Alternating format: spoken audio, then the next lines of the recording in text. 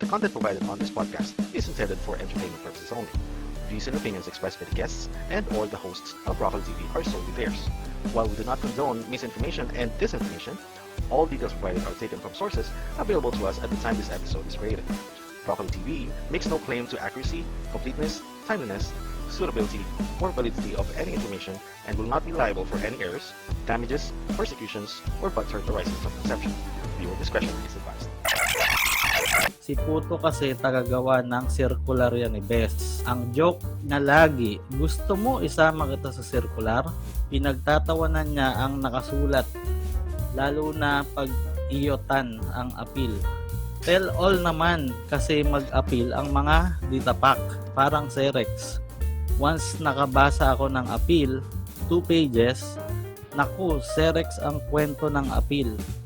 Pinasok ko po isang daliri tapos naging dalawa.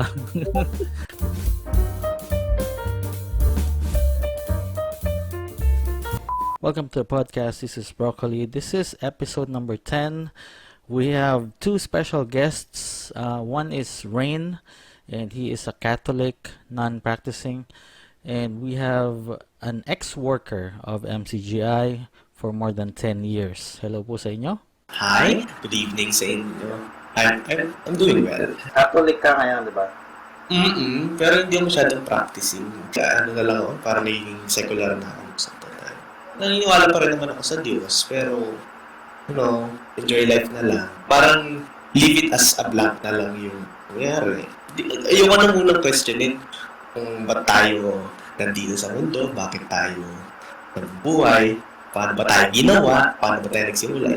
I don't question that. Ang focus ko is kung ano ba yung may offer sa atin ng buhay.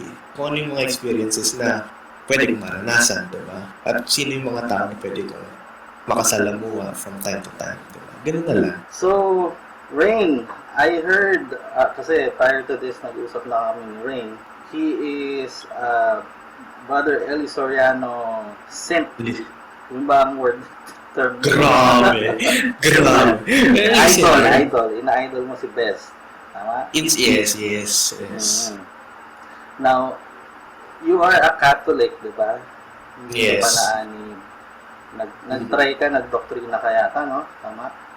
One time with my daddy, tatay ko.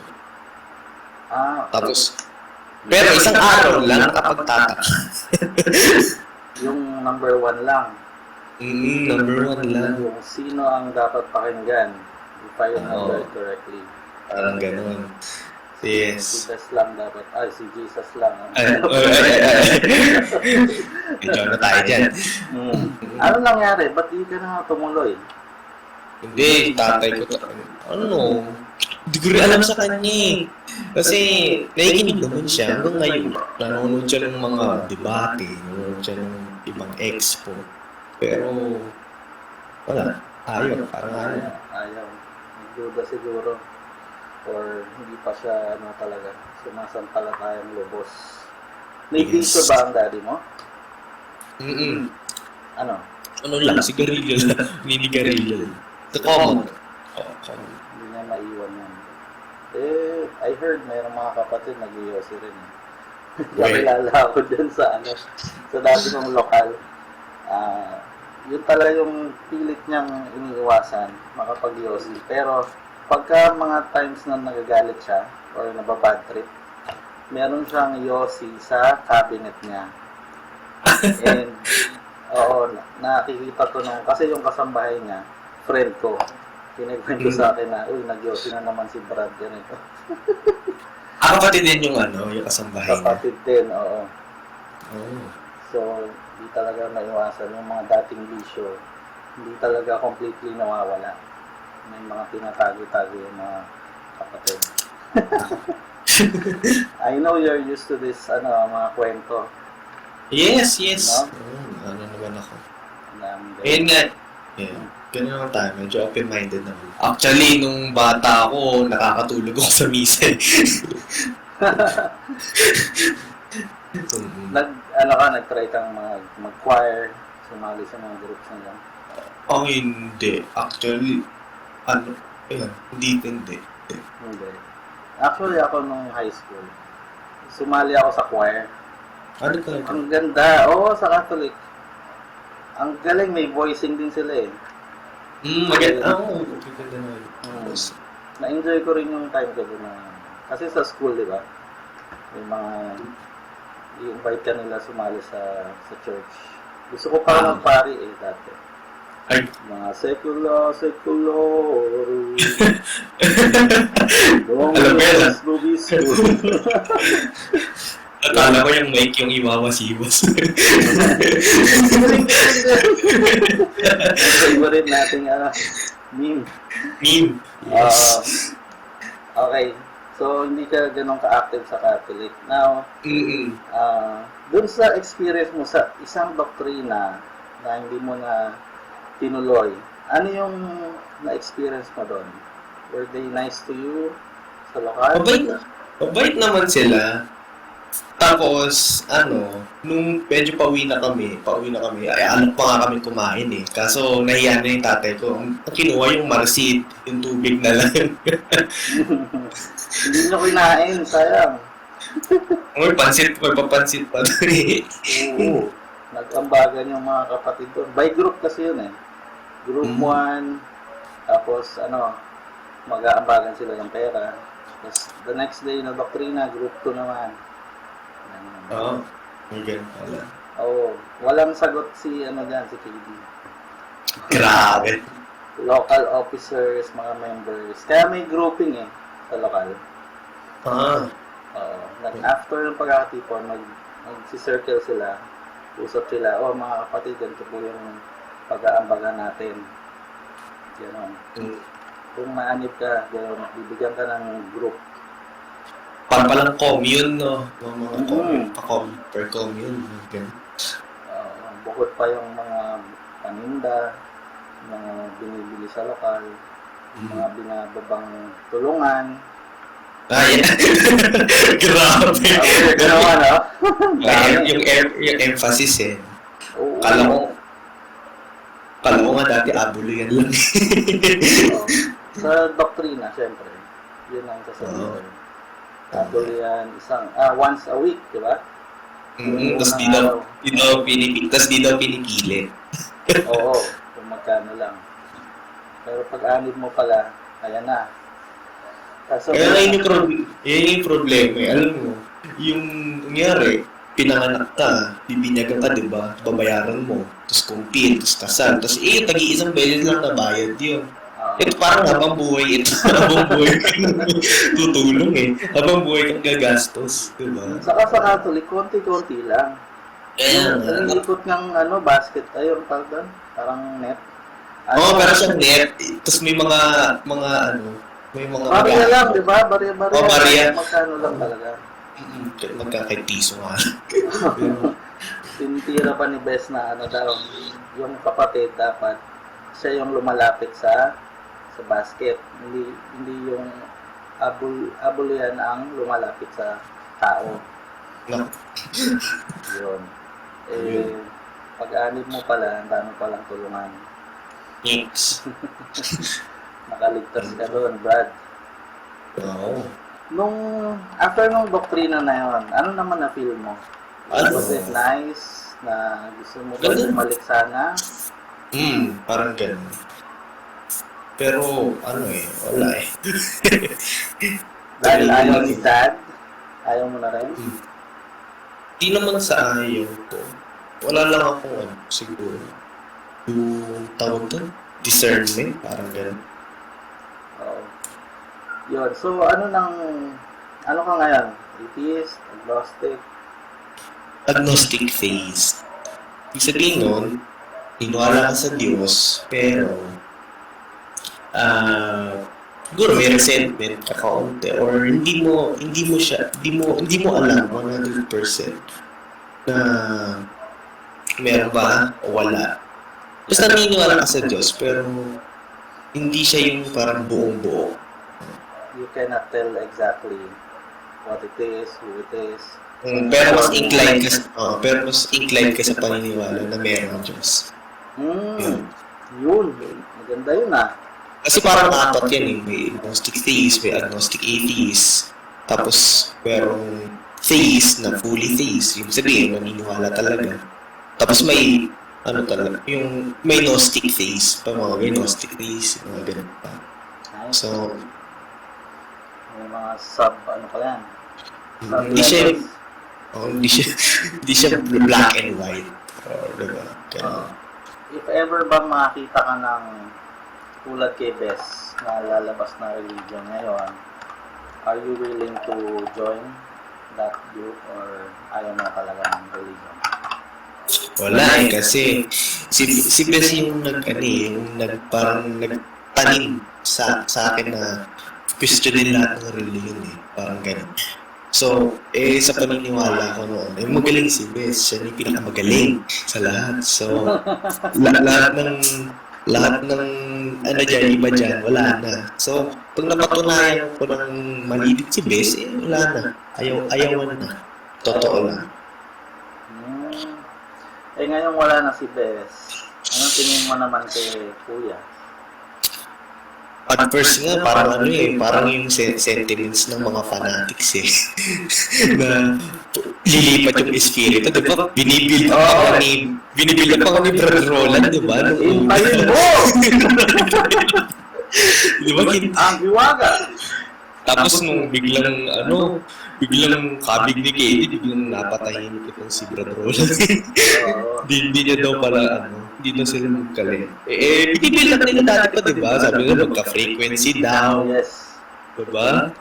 Oo. Yung hiwaga daw na sinasabi si Kuya, sabi ni Brad Mel, tapos bigla na lang yung tatapi, yun doon tinatok ni Bess, di ba? Ganun. Nice, oo. Hello? Ayun. Who's this? Hello? Yun. Yun. Nice. Hello po. Ikaw ba yung nag-message sa akin? Messenger?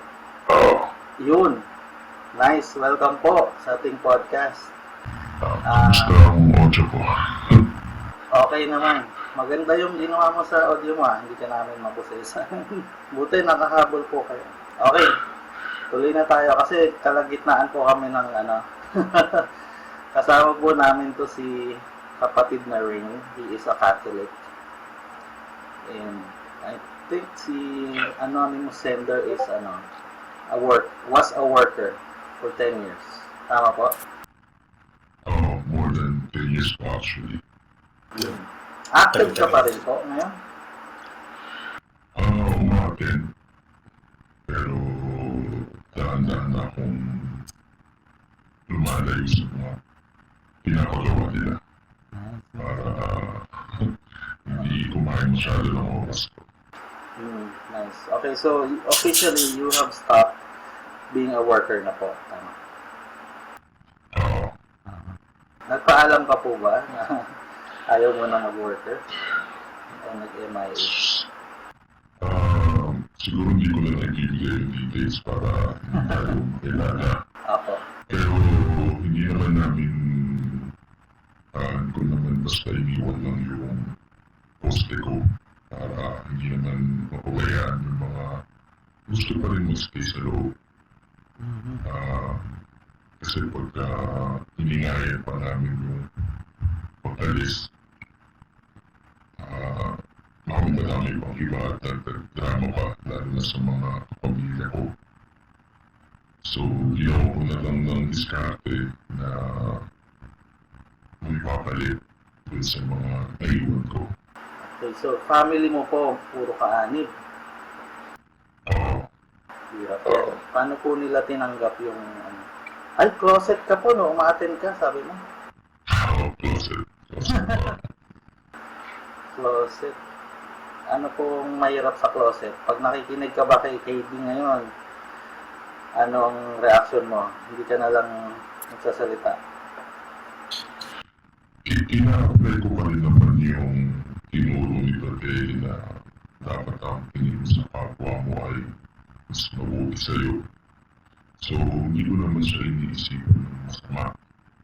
Pero ang hindi ko lang talaga matanggap is ibang-iba na talaga yung direksyon kung saan niya dinadala yung samahan kumpara kay Brother Eli. Pwede kong umpisahan yung isa sa mga episodes ng podcast mo, yung kinulit mo siya sa ito yung documentary sa Netflix tungkol sa FLDS. Lives with Priority. At isa sa mga tinakal nila doon sa documentary ay yung labor na kung definition lang ang titignan mo, human trafficking siya. So yun yung isa sa mga napansin ko talaga. Diniscuss mo rin yun sa isa pang episode mo. Halata kong kinakingit ko para sa lahat. Diniscuss mo yun sa sulat naman ng seminaryan, yung libreng construction, na napagdaanan ko rin yun. Hindi pa nga ako worker nun. Kung tama pagkakatanda ko, 15 years old pa lang ako nun. So, di ko alam kung ano ang patas ng Pilipinas sa underage labor. Pero looking back, underage labor siguro yun. At wala akong bayad. So, bakit? Isip ko na lang naman na ginagawa ko yun para sa mga kapatid. Bakit yun ang mentality ko? Itong mas recent, kasi dumating ako sa pagiging KDTV secretary. Ang linya ng trabaho ko, for general, info is sa IT. Nag-encode ako, so may konting naman ako sa computer. Ang secretary na lokal namin nun, matanda na, wala talaga siya sa computer. So ako ang naitap na tumulong sa kanya sa pag-computer, pag-attendance, pag-register, Google Docs, etc. Hanggang sa halos ako na yung gumagawa nung trabaho ng secretary na kumakain rin sa personal time ko na yung oras ko para dapat sa trabaho, para sa pamilya ko, bawasan na dahil madami silang kakakyan pagdating sa mga dokumento, mga registration, attendance. Ngayon, kadugtong pa nun, ay umuos na naman ng Good Works era ni Kuya. Isa sa mga pinupush nila ay paggawa ng mga production, mga video editing, camera works. Dahil isa ako sa mga may kaalaman sa computer, naghanap sila ngayon ng mga matitrain nila na edit, graphics design, pagkakamera, na noong ang pagkakait hindi ko siyempre kagaya ng aral at doktrina ng Brother Eric patungkol sa buloy, ibibigay mo ng masaya sa loob. Hindi ka nila pipili kung magkano ibigay mo o magbibigay ka at all. So yun ang akala kong mangyayari nung volunteer ko yung oras ko. Kumbaga sa professional terms, man hours. Kasi hindi naman sila nagpapakalit sa mga cameraman nila at sa mga video editor. So sabi ko, why not? Para ibili din naman yung in-offer nila ng classes for graphics design, Photoshop, After Effects, Premiere. Malaman ako dahil niyagan naman ako sa computer. Tapos ngayon ang nangyayari na kung maka-follow up sila sa mga project at pag-edit, wagas. Nakakala mo may pinatago na meron pang deadlines, kahit sabihin mo pang busy ako ngayon dahil kailangan ko gagaan yung masakit kong kapamilya, wala namang ibang gagawa nun. Sinasabi nila na nandyan lang sila pag kami kailangan ka. Pero sa end of the day, sino ba ang nasa bahay para mag-aalaga sa mga mahal mo sa buhay? Hindi ikaw rin naman, di ba? Hindi naman sila ang pupunta doon.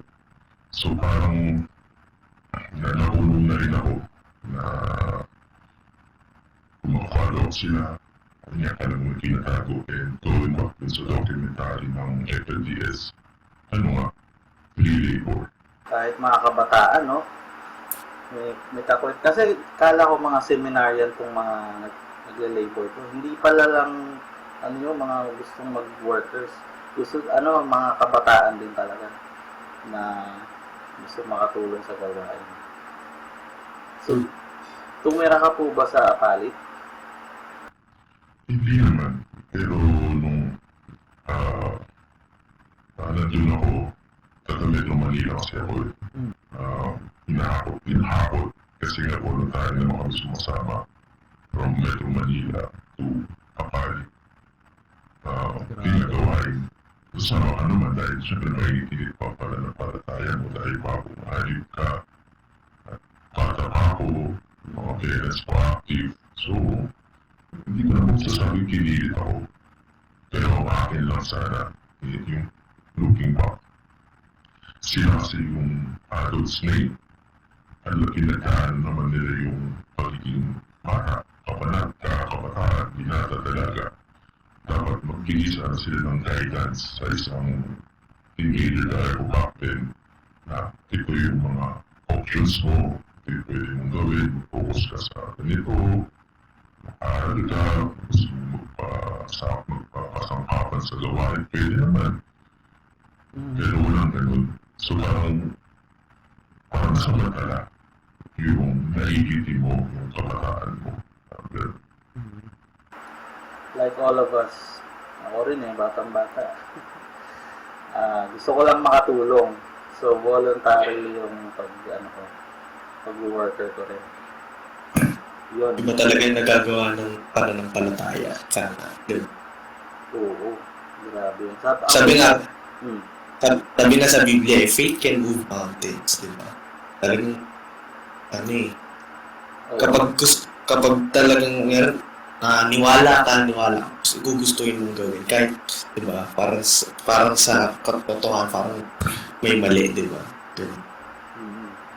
Saka, nung bata pa ako, muntik na akong tumira kasi dyan sa Apali.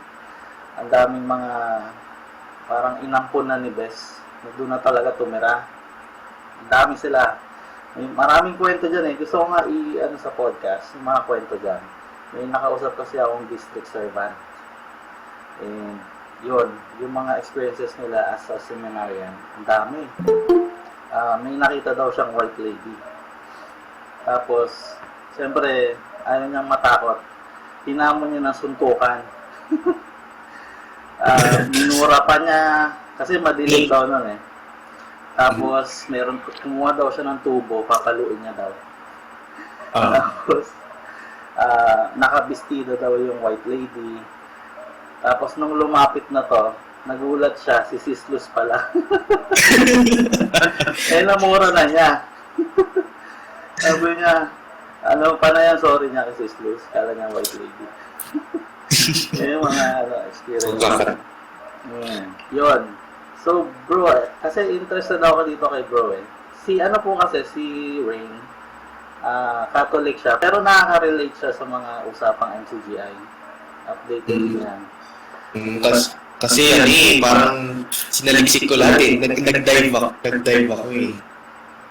So, parang lahat kinal ka. Yun.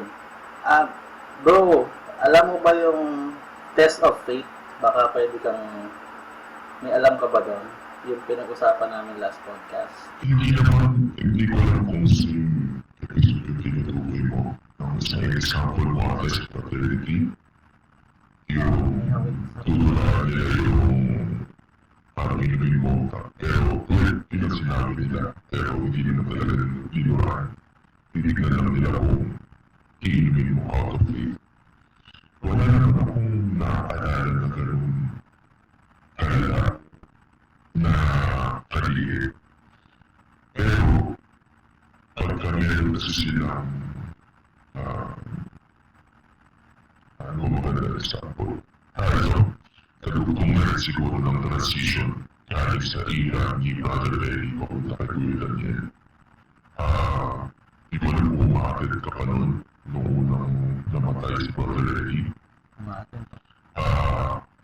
Siguro mga unang 2 linggo isa sa mga tiniling talaga ni Kuya Daniel bukod sa malumbay, may plano ang Diyos, ganyan. Isa sa mga pinokos nila ng mga KP, syempre yung na-establish na si Kuya Daniel ang kapalit. At ang pinipili pa nga nila noon na soundbite yung sinabi ni Brother Ray na kung meron mga sino man na may laban kay Kuya Daniel ay kalaban niya. Ngayon, bukod ano yun nagtire-diretso, itahan niya yung mga KP sa isang pinagsalita na si Kuya ang ganito, si Kuya ang ganon. Ngayon, pati sa group chat namin ng mga workers, hiningan kami ng parang statement of the na ganun din ang sa lobby namin. Siyempre back then, yun din yung paniniwala ko. Kaya nag-message ako. Pero ang nakakatawa lang doon, akala ko nung una, kumbaga, optional, hindi optional, pero malaya ka kung mag-message ka, malaya ka kung ayaw mo, kung tamad ka, o alam mo naman sa puso mo na naniniwala ka. Pero ang nakakatawa doon, yung mga hindi nag-send ng message, tinag nila sa group chat. So parang kung ikaw man yun sa kalagayan na tinag, mapipili ka na ngayon na makiayat kasi isipin nila, sasabihin nila, iba ang diwa mo kung hindi ka nag-message na gano'n. So hindi naman siya test of faith, pero parang may kuyog lang na pag hindi ka kapareho ng ginagawa nila o kaisa ng ginagawa nila or express ka man ng kahit kaunting disagreement lang, i-judge ka na kagad nila. So, May kultura talaga ng kuyog dyan sa MCP. isa pa nga ulit yung dun sa Keep Sweet Brain Okay na ang ginawa ni Warren Jeffs ba yun, yung pumalit na pinagsalita niya yung mga ex-wife or mga widows noong tatay niya para sabihin na siya talaga yung kapalit. So parang nakakatawa lang na kapareho nung nangyari. May resemblance. Very same. Pero mga kainti ang pinagsalita. Isa-isa eh, So, no? parang sobrang self-serving na Assertive. nilagay na niya yung sarili niya sa pedestal. Loyalty check. Parang gano'n. So, sorry, di ko lang kung nasagot yung tanong mo. Kung talagang SOK, wala naman akong naalala na eksaktong SOK kagaya sa maternity. Pero yun nga, may ganyan loyalty check. Di ba meron din noon na Yung kasagsagan ng away ng iglesia ni Cristo ni Ginoong Manalo tapos si Brother Eli, 'di ba? Parang pinag-video yung mga Lahat, kami. na parang gago tong INC, mga ganyan. Tapos si Manalod sa demonyo. Tapos Yes. si kapatid na Soriano lang yung ganyan, di ba? Tapos may mga nakita akong ganyang video sa internet. Lumabas yung kay Puto, di ba? Talaga, may nakita ka. Meron akong nakita. May copy ako niyan, yung sa akin. Ang payat ko pa noon, nakabarong. Yun nga. Tapos may script yan eh. May sasabihin ka na Script. ako po si kapatid na ganito, nagmamanggagawa sa gantong distrito. And pag sumama ako sa iglesia ni Manalo, ay sa demonyo na rin ako. May mga ganun. May pa-loyalty check niya, no? Ganun. Yes. May copy ako niyan. So, yung distrito namin, may copy rin sila noon somewhere na tinago. Just in case magrebelde ka, sumama ka sa INC, yun yung panlaban nila sa'yo. May ganyan si Puto, di ba? May ganyan. Videoan siya, naka-white t-shirt. And ilabas din yun sa YouTube. Para kontrahin niya yung sarili niya. Yes. May ganun ka po ba, Brad Anonymous? Noong panahon ng INC, kasagsagan ng KTT versus hindi pa ako worker nun. So, wala akong ganong video. Pero yun nga, marami silang ganyan loyalty check na mahirap mo na pauwiin ngayon. Kagaya yung sinasabi ko nga, yung transition from brother A to brother Daniel.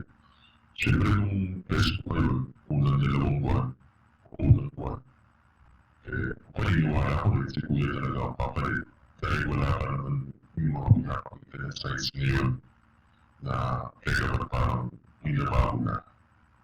So parang andaya lang na pwede na ngayon nilang gamitin laban sa akin yung message. Halimbawa, pag ikaw ako, lalabas nila yung message nila na, ano to, palibig. Sinabi niya sa photo sa kay Kuya Fernila. So parang, ano lang, parang nadaya ako, o nadaya kami. So, ganun ako. So as a worker, bro, naniniwala ka rin ba na more on ano tayo sa pagtitinda, pagre-remit ng pera, paakyat, hindi na masyadong pangaral, aral. Yung napromote na ako from ANC worker,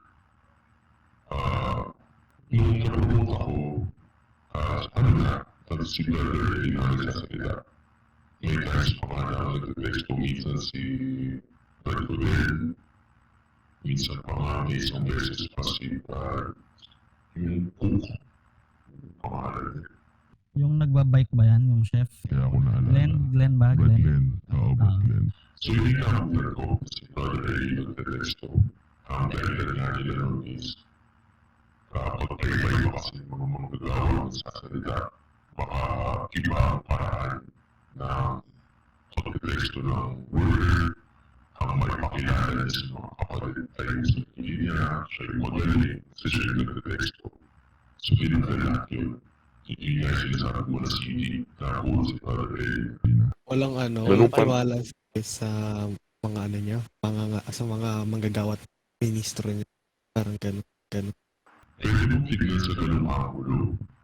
Kasi meron naman talaga mga nagtatayo at nagtayo. Meron naman sa history. Pero, yun nga kaya na sinabi mo sana may tiwala man lang. Kasi pumasok naman kami sa seminaryo. Hindi. Tinuruan naman kami. Tinuruan naman kami. At mga kapatid naman siguro, pag may narinig sila na parang kakaiba, na sila kulang na lang kailangan ng ikaw siguro naman may report sila. So, gets ko yung sinasabi mo na bakit wala na wala. Pero, anyway, nanalayo tayo sa tanong ni Broccoli. Hindi ko naman naman na parang tagadala lang ako ng civil. Kasi kung may mga problema naman ng kapatid sa lokal, sa iyo naman sila lalapit eh. At awa ng Diyos, siguro lang masasabi ko na yung mga nalayo naman tayo na talagang satisfied naman sila sa ginayo namin. Dahil ang kinakain din naman namin yung turo ni Brother Elie, which is effective naman. Ngayon, dun sa sinasabi mo naman na pagtitinda o pera-pera lang. Sa panahon ni Brother Elie, meron talaga mga distrito na matindi sa toka na pag tinala sa lokal mo yung halimbawa 100 na quarter na tuka. Good as gold na yun. Bayad na yun. Utang yun. Bayad na yun. So, minsan kung malayo pa yung lokal mo dun sa district office, makakarating sa iyo yung kaya ano na, malambot na, hindi na malutong.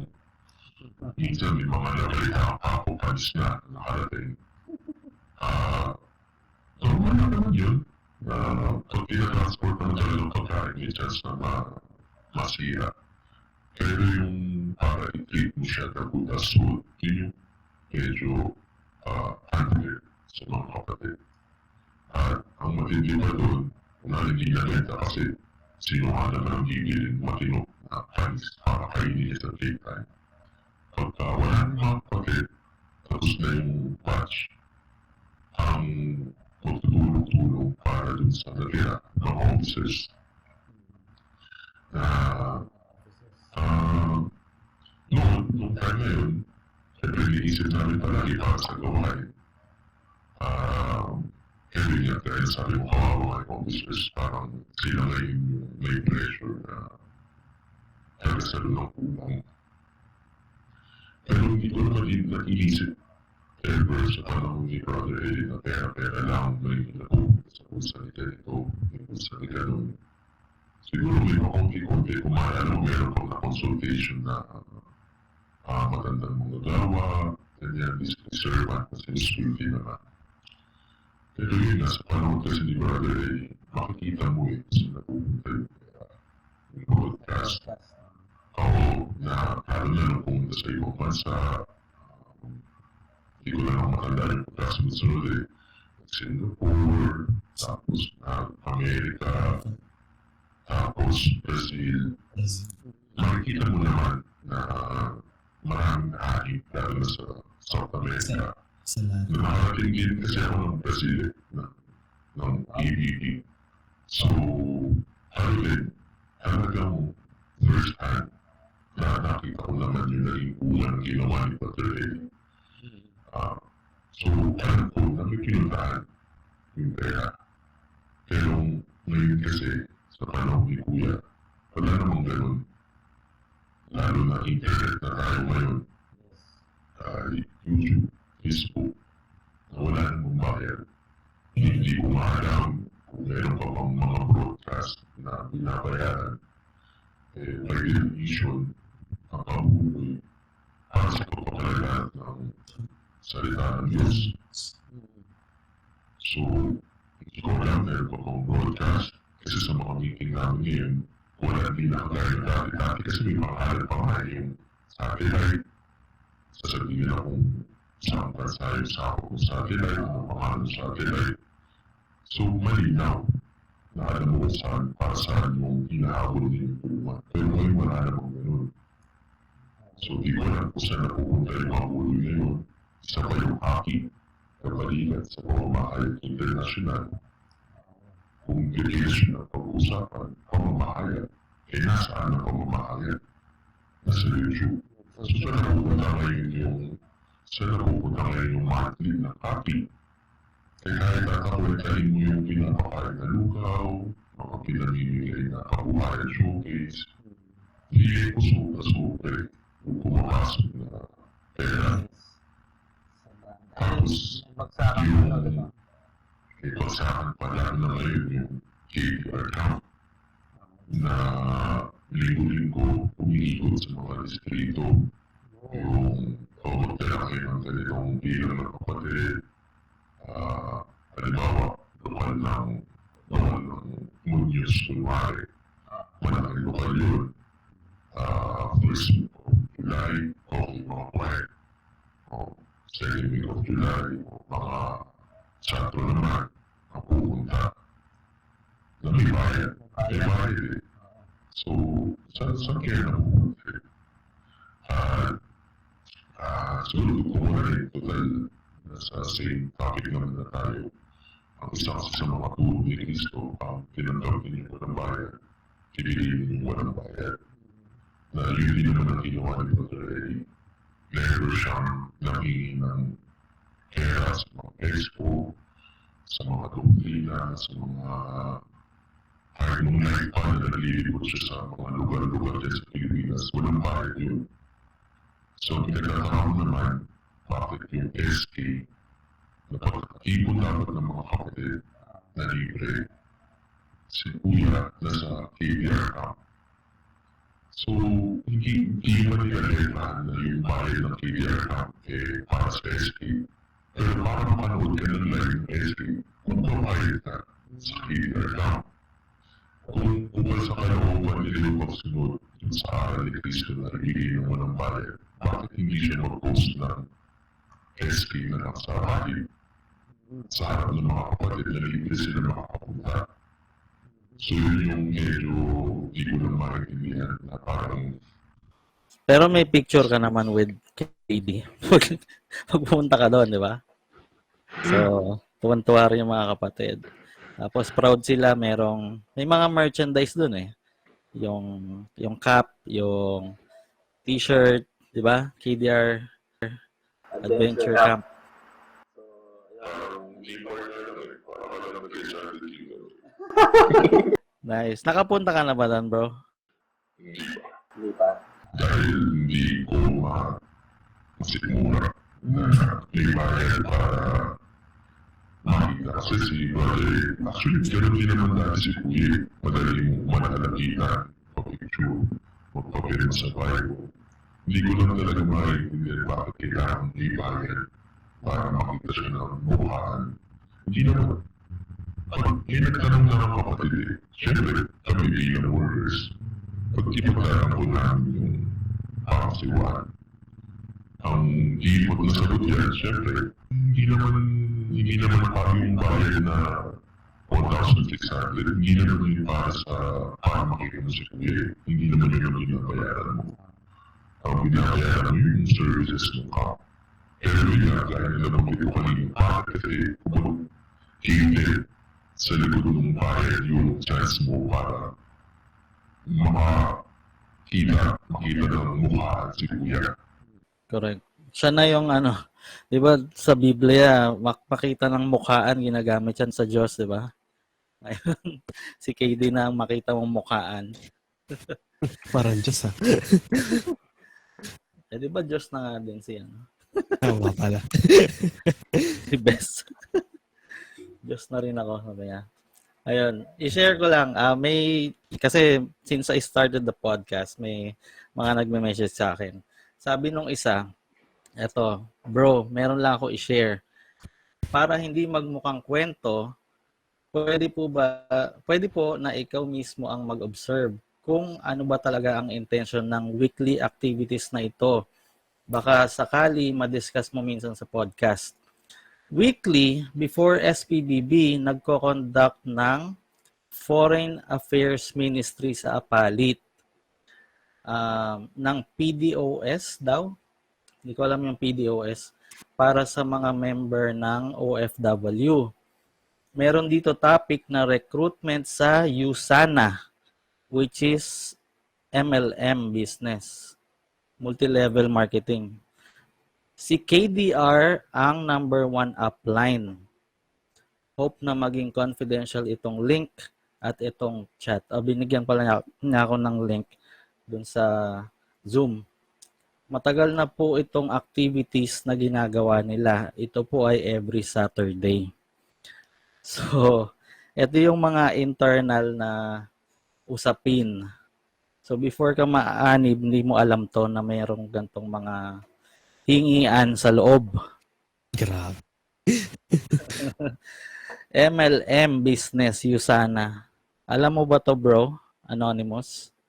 Oo, isa nga yan sa mga dahilan kung bakit pinagbawal noon ni Brother Eli yung ibang mga ganyang business. Dahil nakukumpetensya pa yung sa gawain daw. Lalo na syempre, mga PNG, yung natawag yan, pyramid scheme.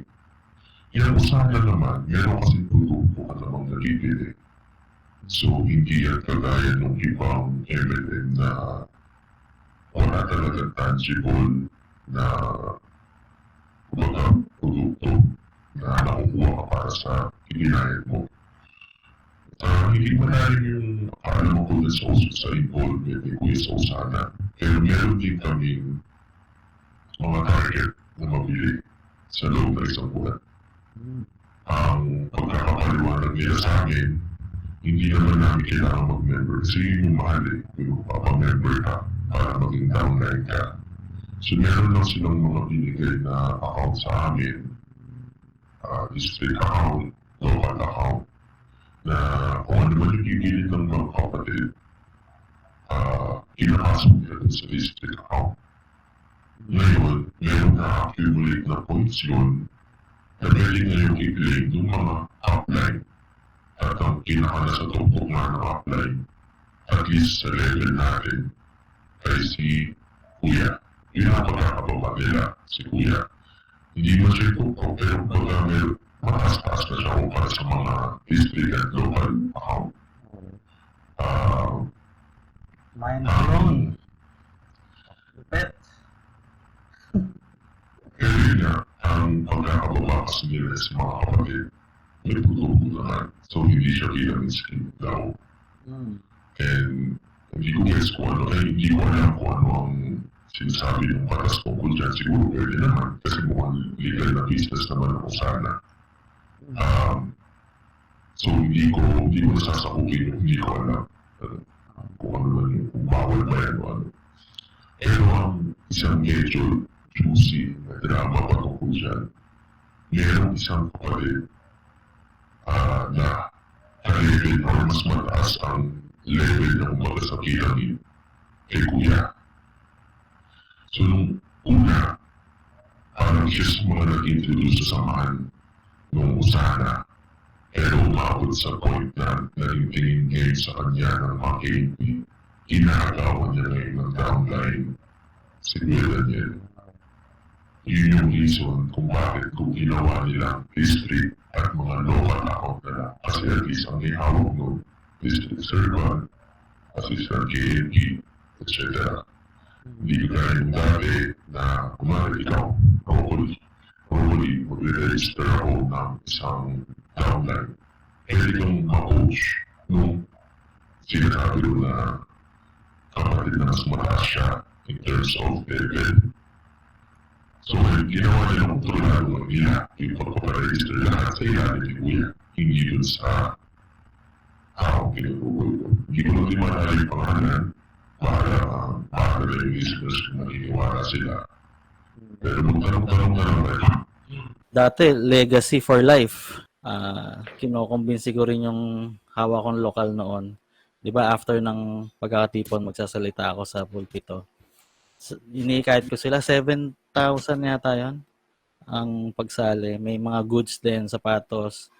Tapos ang panghikayat mo is, gusto niya bang magkaroon ng magandang sasakyan? Ganon. Tapos nga, yan nga ang upline. Si Kuya. Ang lupit. Okay. Rain, ano masabi mo? Parang ano ka dyan? Grabe, may Sakto mga ba? ano pala sila dyan. Mga panigo-negosyo pala dyan sa Madami. Pag didestino nga ako, ang dami kong bit-bit eh. Paninda. Dati nga ang panita, ewan ko ang inabutan mong panita, kaya lumpia, ngayon meron na ano polo shirt, protector na damit, gift Mahal pa, no? MC jackets, na napakamahal pa. Yung EF is... Face mask Tapos, kung naglibing ng aso. face mask, na kung tutusin, para sa profession niya, hindi naman ganun maganda yung quality. Oo. May isa nga akong damit na kasi nabulit ako bakit ginagalawan ko pa talaga ng pets may butas na. Mamanipis yung, kumbaga, kasi syempre, pag mas mahal yung pinili mong gamit, ang asa mo sana mas matibay o mas may quality. So, para sa presyo niya, ang nangyayari sa captured market, mga kapatid, Na-establish nila yung captured market sa loob ng iglesia. Oo, captured market talaga yan. May kausap akong DS. Nawala to bigla eh. Kausap ko to palagi, tapos biglang nagtago na. Na-delete na yung account niya. Sabi niya, yung mga tulungan na 50K sa isang lokal, maliit pa yan, sabi niya. Kung kayo ay core group o yung nilalapitan for pledges, dyan yung mafe-feel talaga na para kang nag-invest talaga sa MCGI. Merong 5K, 10K, 50K isang tao. Again, ang key phrase is walang sapilitan. I saw it nung maging part ako ng finance division level. Sabi niya, walang trace yan kasi verbal. Si Brad, core group yan. So, bakit malaki tulungan? Mismanaged cash flow. Madaming old debts at daming projects. Again, lumulobo ang outflows, maliit ang inflows ng cash sa regular services. Hindi nakikinig si Bess at KD sa accountants and bookkeepers. Trust me, yung on paper na reporting namin noon, hindi nag-show ng actual at na financial position. Yung mga accountants nagre-resign pag sila nag-audit. Ang daming verbal transactions. Tapos gagawa ng petty cash voucher, nakalagay miscellaneous. Ang daming miscellaneous entries. Well, tapunan kasi ng cash UNTV. Sinkhole talaga yan at walang disclosures yan. Saka madaming ampon si Bess na nagpapa-asylum like yung mga ex-INC, ex-hitman. May free lodging, automatic, gastos ng church or kapatid na core group. So, ganyang kalaki ang tulungan. Pero ang sabi nitong district servant na kausap ko, ano daw, malaki ang outflow kaysa inflow. Totoo ba to, bro? Yung informant mo, syempre mukhang siya eh. Mukhang mas mataas siya eh. Kasi district or division level na yung makikita niyang finances. Gaya nga nung nasabi ko kanina, dati kasi sa panahon ni Brother Eli, nakikita mo naman eh, yung mga satellite eh, kung saan nakakarating yung broadcast. Bagaman di mo alam kung magkano tayong mga madlang tao at ng people, hindi naman natin alam kung magkano ang broadcast sa satellite eh. Bakit naman natin alam yun? So, walang paraan para ma-compute mo kung kulang ba yung pumapasok o sobra. Pero never nilang sinabi yung sobra. Palaging kulang. Siguro ang may dadagdag ko na lang patungkol din sa pananalapi na direktang nilalaman ako, syempre sa level ng lokal. Halimbawa, may pumasok na tulungan. Just for complication's sake na lang, bibili na ako ng random number. Kunwari, may pumasok na tulungan na 100,000 pesos kunwari lang. Kaya ang renta ng lokal ay sabihin mo ng 50,000. At may mga nagulog ng mga kapatid na sinulat nila mismo sa envelope para sa renta ng lokal.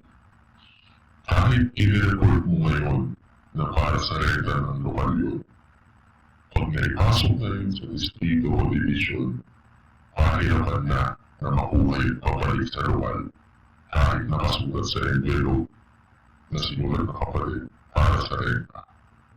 So yung buong 100,000 na yun, hihigupin na yun ng distrito. Kung saan napunta, pwede siguro magtanong, pero pag nagtatanong ka kasi, ang tingin pa sa'yo, nailaman ka siguro kung bakit kinahalan mo pa yung lagpas sa level mo. So, sa pananampalataya na lang, iniisip namin na napupunta sa broadcast. Ngayon, yung 50,000 dapat sa pambayad ng renta, ulit, ang magtutulong para doon, ang mga officers. Kasi, saan kami magkakatipon kung walang lumang. Talagang forced kami na gawin ng paraan. Kasi, once ma-akit na sa distrito o sa division yung pera, pahirapan na makuha yun. Ang sasabihin nila sa amin sa district meeting, may mas mahalaga na mapupuntahan yan para sa kaluluwa, sa broadcast, mas mahalaga pa ba yung rumalin nyo na kung kayo tutusin, napaka-twisted eh. Kasi saan magkakatipon yung mga kapatid kung walang lokal? So parang naiingit kami na gawin ng paraan. Kasi syempre, pinagmamalasakit namin yung destino namin, yung mga kapatid, kawawa naman, parang mga pusa na walang matirahan kung mawawalan kami ng luman. So parang nagkakaroon tuloy ng dagdag na pressure na tulungan ulit para sa luman. So parang nagkakaroon tuloy ng dagdag na pressure na tulungan ulit para sa lokal. Grabe. Kawawa yung mga officers. Laging sila yung abonado, no? Nagulo para sa renta. Bakit mo sinasabi ngayon na walang pambayad sa renta? So parang kami mga tao ngayon na tanggol ng tanggol sa pangangasiwa na kesyo na punta sa ganito, punta na sa ganun, sa mas mahalagang bagay na wala yun ang kumbaga default na answer mo, kailangan na namang ilagyan mo yung district office, kailangan na namang ilagyan mo yung division office na hindi na nila maibabalik yung pera. So parang ano lang, naging ano kami, ano bang magandang term ito? Shock absorber, Tagatapal ng butas. Yun nga yung may nag-share nga sa Reddit, sabi niya, lahat ng pera paakyat. Etong division, hindi yan tumutulong sa lokal. Totoo ba yan, bro, na puro paakyat ang pera dito sa MCGI? may mga relevant na pagkakataon na kapapamero din. Yung mga drastic talaga, kung naintindihan na pag-uusapan. Pero madalas talaga bakit. Siguro sa isang daang pagkakataon na nag-request ang lokal na tulong sa division o district kahit kulang. Siguro mga 2 beses lang mapag-ibigyan. Yung 98 pagkakataon ay ang tulungan paraan sa laban. Ang siguro yung ko kaya ngayon sa good words era ni Kuya. Alam ng lahat sa lugar na na-hospital sa ganito. So nagulog sila specific sa box na para kay kapatid na Pablo na na-hospital, pambayad sa hospital. Ngayon, sa una, kasi ang kategory nila na tulungan, ano na lang, abuloy, kaki, sa MCGI cares. So, kami na ibigay mag-uuna, nilalagay namin siya sa ilalim ng MCGI cares. Kasi pasok yun sa ano, kung meron magtutulong para sa kapatid na nangangailangan, pasok yun sa idea ng MCGI cares. Ngayon, pagka nireport mo rin sa distrito, sa division, hindi mo basta-basta pwedeng i-release yung pera na yun para kay kapatid na Pablo. Ang dahilan nila, hindi ikaw ang tagapangasiwa. Meron nangangasiwa ng pera para siyang mag-manage kung saan dapat dalhin, sa sitio ganito, sitio ganyan, pagpapagawa ng Pozo Negro, ng fleet store na ganitong lokal. Kung ano-ano yung mga MCGI cares projects nila. Na pag gano'n, parang daya lang na inulog yun ng mga kapatid para kay kapatid na Pablo. Pero hindi ka basta-basta kumbaga, mabalik sa yung photo para ibigay kay kapatid na Pablo. Walang gano'n, pahiyapan. So ngayon, imagine mo na lang kung ano mangyari pagka kinamos ka. Halimbawa ikaw, broccoli, nagbili ka para kapatid na Pablo. Kinamos mo si kapatid na Pablo. Makakalabas ka naman ng hospital. Kaya pag sinabi ngayon sa'yo ni kapatid na Pablo, hindi kayo, wala akong pambayad. Siyempre, magtataka ka. Dahil may hinulong ka nga para kay kapatid na Pablo, pag dinakatarin sa kanya. So parang ano lang, isang example lang yun. Puro packet. Bihira yung pababa. Totoo yan. Ako kasi nagre-remit dati sa district namin. Ang laki na inaakyat. Puro paakyat talaga. Marami pa akong gusto ikwento kaya lang magpapangalan ako ng mga tao. Yung kay Sis, dami rin yung binibenta May listahan kasi ako dito ng mga senior nung district servant. Actually, next podcast. Pero usapang pera lang, yun nga, gusto ko lang i-reiterate na kahit ang hinulong kapatid para kay kapatid na Pablo para sa local rin, bihira mapunta talaga yun doon. Siguro naalala mo naman yung ginawa ni Brother Eli na sabi niya, though saklit lang yun eh, hindi rin tumagal yun. Lahat ng pera, pasok sa pangangasiwa, tapos ngayon magre-request yung lokal ng kailangan nila, ibabalik na lang niya na hindi tumagal yung sistema ng gano'n. Siguro kasi napansin niya na mas malaki yung request ng lokal sa pumasok. Kaya inaalala pa akong district meeting na parang napatiya pa ngayon yung local worker. Kasi minsan sa mga district meetings, syempre, diretsahan yung usapan. Militaristic yung approach na sasabihin ng district servant. Sino niloloko? Ang kinasok lang ninyo, 20,000. Tapos ang re-request ninyo, 40,000.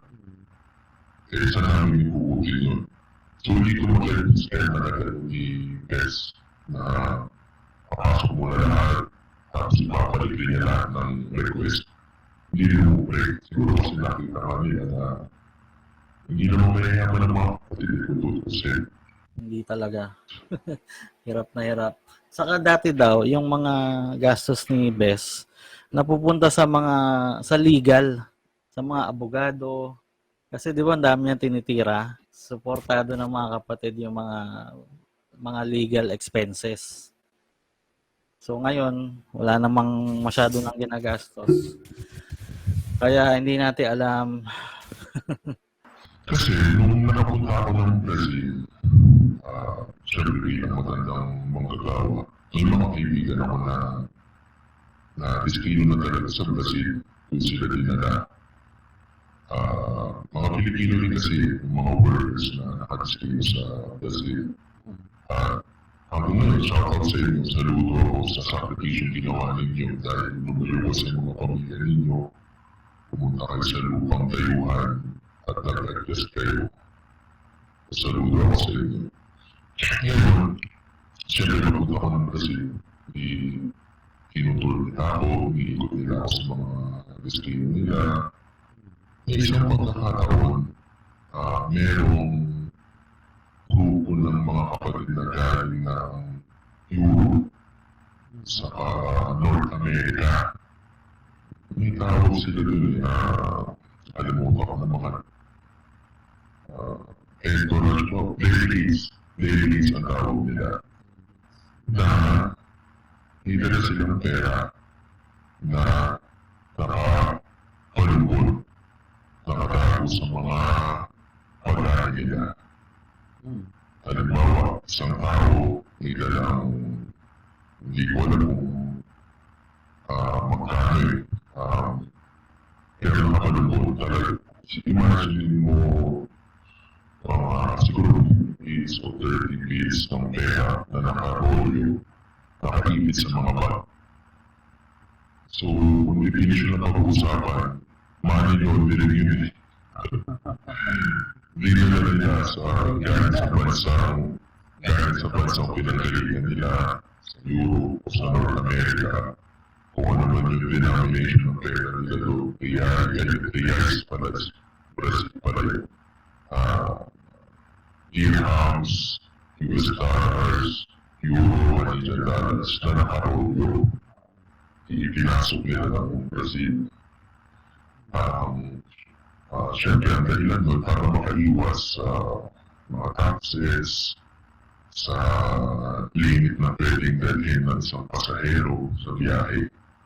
So, looking back, sa kagaya nga na napanood ko din sa documentary ng Netflix, merong ginagawa ang mga masakit pa rin tawagin, para sa akin masakit na tawagin po ito ang MCGI dahil minahal ko din naman yung samahan.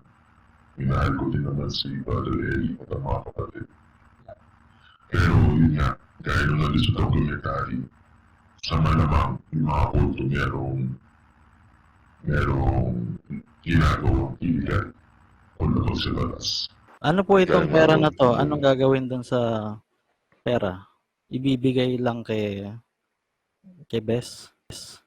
Pambayad sa broadcast. Yun ang sinasabi nila, pambayad sa broadcast. May naalala pa nga akong kinukwento.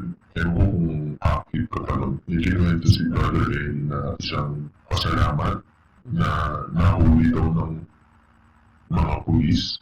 Kinaligid sila ng pulis. Hindi ko alam kung dahil sa speeding o kung pinatsagan sila.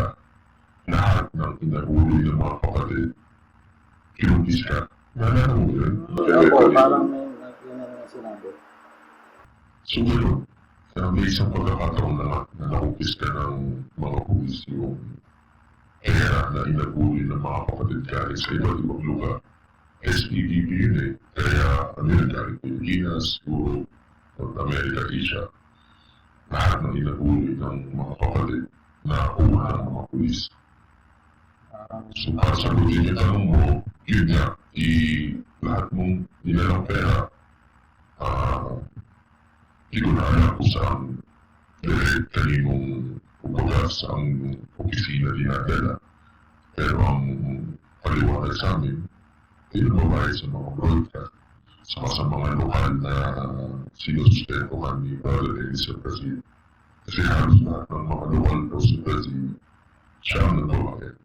Siya ang nagpatayo, kaya siya ang nagre-renta. Kasi alam ko mas mahirap pa sa Pilipinas eh. Ang Brazil, kung pag-uusapan mo lang ay yung ratio and proportion mo yung yaman nila sa lalaki nila bilang bansa. Mahirap na bansa talaga ang Brazil. At mahirap yung mga kapatid doon. Kaya kailangan sa halos lahat nila. Yan yung pinupulaan ng INC. Bakit daw sa atin walang pinapatayong kapilya? Puro rent daw. Pero sa kanila, ang gaganda raw ng mga kapila nila. Ang katwiran ni Bes, sabi niya, darating na ang Panginoong Jesucristo. Di ba? Naalala niyo yun? Huwag na tayo magtayo. Ayan. Mga apostol din naman daw nagtayo ng kapilya. Tapos ano nga parang sabi niya kailangan daw ng lokal. Silungan nga yung tawag. Para daw silungan yung mga lokal eh. Silungan daw. Para daw di mo basa yung mga kapatid habang mga ganun. Sayang pera dyan sa renta.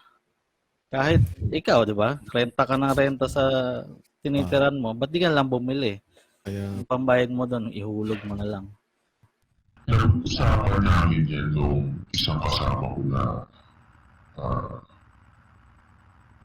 outliner na may konting kalaman siya sa ganyan properties, PLD na gaya nga na nasabi mo, lugi ka talaga sa renta eh.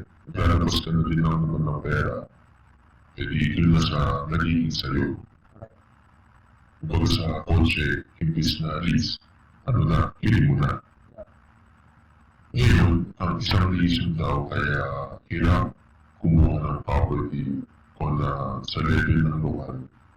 Kasi lagi naghahanap ng ano ba ang term doon? Ito na po ang term. May parang may creditor or co-signee na siyempre kung gagamitin mo yung pangalan mo para mag-co-sign, nilalagay mo sa pangalan mo pangalan mo na credit score mo o kaya yung baka ikaw kabulin ng bangko. Saka hindi naman marami yung kapatid na may kakayahan na gano'n. Karamihan naman sa mga kapatid natin lalo sa Pilipinas, mahihirap, hindi naman talaga kaya mag-co-sign ng property na nararamdaman sa po sa Reddit. Kung malaki talaga ang utang ni Besta ng KDR, ibig sabihin malaki rin ang assets nila. Kasi para makautang ka sa bangko, malaki, dapat may pakita ka na assets na kaya mong magbayad. So, may naisip ko na bakit hindi kaya sila ang kumalap sa bangko na mag-co-sign para sa bangko para hindi sana nagigirap yung mga lupa para sa renta. So, ang dami ng properties na MCGI na yun. May Morong, Tibirak, Palit. Ang lalaki, hektarya. Makatanong ko lang, kasi di ba naalala mo nung unang binasa yung malaking kapit-katian, may sinabi si Brother Ray na meron siyang kinuhang lupa sa orahan paraan para gawing farm na doon na lang kukuha ng pananim, ng tayo mga kapatid. Iniisip ko yung naging killer ako. Yun po, siyang siya. Yun po yun, dating farm. Wala daw ginagawa pero ultimong intention ni Father Eddie para sa property na kinibala. Nag-transform na, naging tourist attraction. Dati doon lang kami sa Morong ngayon kay Dirac na. Last message mo po sa ating mga listener. May sinabi kasi sa podcast na kung masaya naman kayo sa loob, hindi naman kayo naging masamang tao, ako ang madadagdag ko doon. Hindi naman namin kayo kumbaga kinukumbinsi na umalis Masaya kayo yan, wala naman kayo na-apekto ng ibang tao. Hindi good for you, masaya naman para sa inyo. Pero sana, buksan lang ninyo yung isipan ninyo na buksan ninyo yung mata ninyo, gaya ninyo sa mga acts na nakalatag.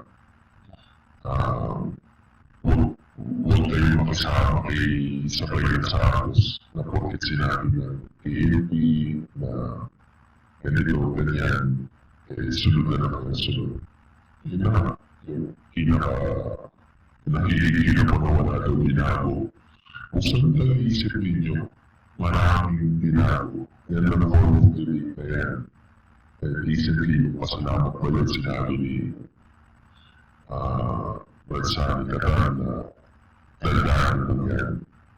Kung talagang minahal ninyo at naniwala ka sa tulong ni Brother Eddie, tignan nyo sa puso ninyo at alam nyo hindi totoo sinasabi nila na walang binago. Think for yourselves. Nandito lang naman kami kaya kami naglalabas ng ganito para lang ibigay sa inyo yung facts. Kayo na bahala kung maniniwala kayo. No? Tinatakot kasi bro pagka umalis daw ng bayan ng Diyos, masamang tao na. 'Di ba? Kailan ba 'yan? Kahapon ba 'yon?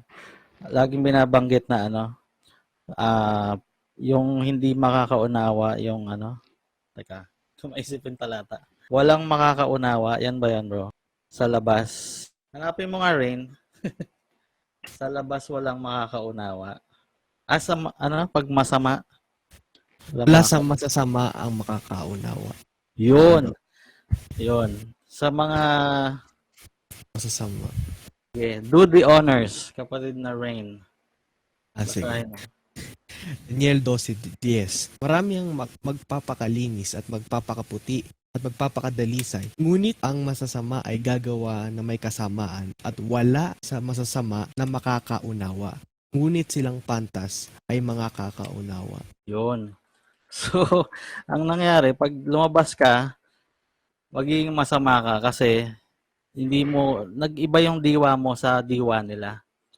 So, hindi ka na nakakaunawa. Iba diwa. So, nagiging binary yung thinking ng mga kapatid. No? So, which is hindi naman totoo. Ang dami nang umalis, hindi naman naging masama. Pananakot lang yon sa mga gustong umalis. Kaya yung mga topic recently, pambabakod. Huwag kayong aalis. May isa pa nga akong nakita sa comments sa Reddit na yung naglabas nung panahon na naglabas si Yuli ng video. Grabe, pang babash at trash ko ang inabot sa comment section. Nakita ko comment sa Reddit na, wow, para sa langit yung mga ganyan magsalita. Mas malala yun sa YouTube YouTube. Wala pa sa YouTube. Saka talaga yun pagka may nagiging active, kaya lumayas na talaga total sa iglesia. Ipuyong. Kung lahat na ng alcoholism, chismis, Ipuyong mentality na parang yun ba ang mabuti, yun ba ang pag-ibig, pag-chismisan mo yung taong umalis. Ginudge mo na. Sinas mo na. Halimbawa, may isang nasuspindi o nakiwala dahil nagkaroon ng third party, kumari may asawa siya. Naalala ko sa mga tulungan ni Brother Eddie, nung nauso na yung consultation. Pag ang mag-asawa ay, halimbawa, naghiwalay o nag-aaway, hindi naman pwede sila ang may problema. hindi man 50-50 yung split ng kasalanan o fault. Merong pag-uulang pa rin yung isa. So, pagka, may nakapagbabae, nakapag-third party, talagang na yan, pag-chismisan sa lokal yan, palande, ganyan, tapos ang palande, yung biktima, yung iniwan na kapatid, dahil siya yung active, siya yung kapatid. Siya yung hindi-split, siya yung kinakapit ng mga kapatid na hindi naman nila alam yung buong istorya sa likod ng pangyayari na makakaya nakapagbabae ngayon kung isa dahil may ginawa rin pala itong kabila. Pero anyway, magkakatas na tayo punta siguro for another time. Yung iba nagtatago kung saan saang lokal dumadalo para walang nakakilala sa kanya. Chismisan. Nagsabi na ako na akong lumipat for personal reasons. Meron kasing yung etong district servant, ang tip niya ganito. Para makaiwas ka sa pangungulit sa lokal, mag-maintain ka ng 2 lokal na magkaibang district. Pag kinulit ka sa isa, sabihin mo na nag-participate ka na dun sa kabila. And vice versa. I see. Yun ang tip sa mga gustong makaiwas sa mga commitments. Sabi mo, nag-commit ka na dun sa kabila. And dahil sa work, kaya dun ka dumalo minsan. Wala kang time para hindi ka nakulitin. Meron pa ako isang gustong i-share. Speaking of yung mga chismis. Last na to. About kay Puto. Naabutan mo si Puto, bro?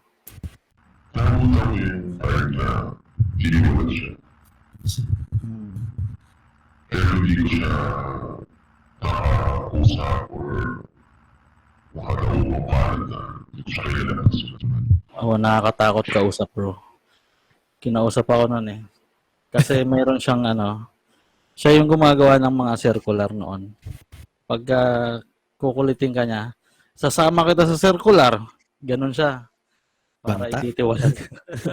Nung babanta. Power trip. Ito yung kwento. Si Puto, may sinapak yan na kapatid. Muntik ko na yon mahampas ng 1/2 na tubo. As in, tubo na bakal para ipaghiganti ko yung kapatid na sinapak niya. Si Puto kasi tagagawa ng circular yan ni Bes. Ang joke na lagi, gusto mo isama kita sa circular? Natural, walang sasagot kasi baka nga ma-circular sila. Alam nyo bang yan ang nagre-review together with Bes ng mga confession letter ng mga nangihingi ng tawad? Mga nasuspinde na gustong makabalik. Pinagtatawanan niya ang nakasulat, lalo na pag iyotan ang appeal. Tell all naman kasi mag-appeal ang mga ditapak, parang Serex. Detailed appeal daw kasi dapat para patawarin ni Bes. Once nakabasa ako ng appeal, 2 pages, naku, Serex ang kwento ng appeal. Pinasok ko po isang daliri tapos naging 2. Mga ganon. Si Bes nagbabasa at si Puto. Mga bastos na mga appeal. Palakasan dyan sa appeal. I-check lang ni Bes yan dati sa KNP. Pag kilala si Puto, vouched agad. 1 year suspension lang. Irrelevant ang KNP madalas. Minsan, nagtatanong si Bes sa mga KNP. Like, kilala niyo ba tong nag-appeal? Tapos ichichismis pa minsan ng KNP. Like, hindi naman po tumutulong yan sa gawain yung nag-a-appeal. Sa KNP din naman binibigay ang appeal letters. Binabasa rin nila kasi hindi naman sealed. Ako noon may plan na if in case masuspend, padrino ko kaagad KNP 1 or KNP 2. Never akong nasuspend, never natiwalag. Ngayon, kapag artista, Kung kayo'y mas lahat ng matalino, artista kaliligtas walang matino. Yung mga suspendidong workers, pinapadestino sa bakery ni Brad Yun ang way para mapatunayan na sincere silang makabalik sa pagmamanggagawa. Free labor, kanya yung kita. Kanya ko ito. Pagka meron sinagapin, minsan ini-interview yun eh. Nagkataon na nahatak ako para maging saksi. Kumbaga ako yung pangatlo o pang-apat. Habang kinakausap mong district servant o ng mas matandang manggagawa yung nagapin. Talagang lahat ng detalye. Kahit example na binigay mo, isang daliri, dalawang daliri. Yung nasaksihan ko naman, bali kabataan yun, kaya nga, iyutan ng usapan. Tinanong ba naman mong matandang manggagawa, saan yung unang ginawa at kailan? Na, noong panahon na yun, siguro ang naging interpretasyon ko na lang. Siguro inahanap lang niya yung circumstansya, kung sinadya ba, o sino yung baka pilit lang, bakit nauwi sa ganun yung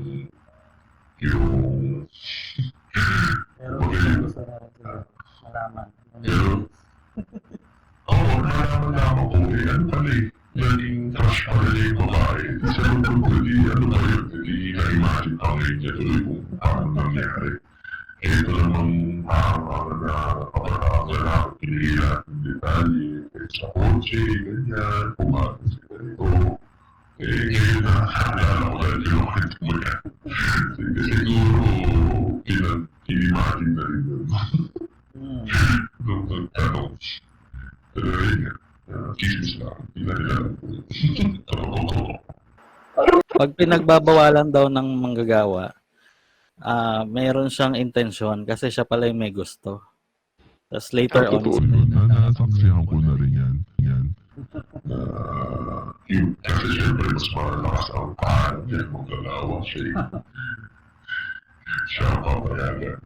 yun, grabe tong episode na to. Siguro hanggang dito na lang, bro. I appreciate your input sa mga senior mo dito. Kapatid na Rain, thank you so much. Yes, Father Johnny, so- see you on our next podcast.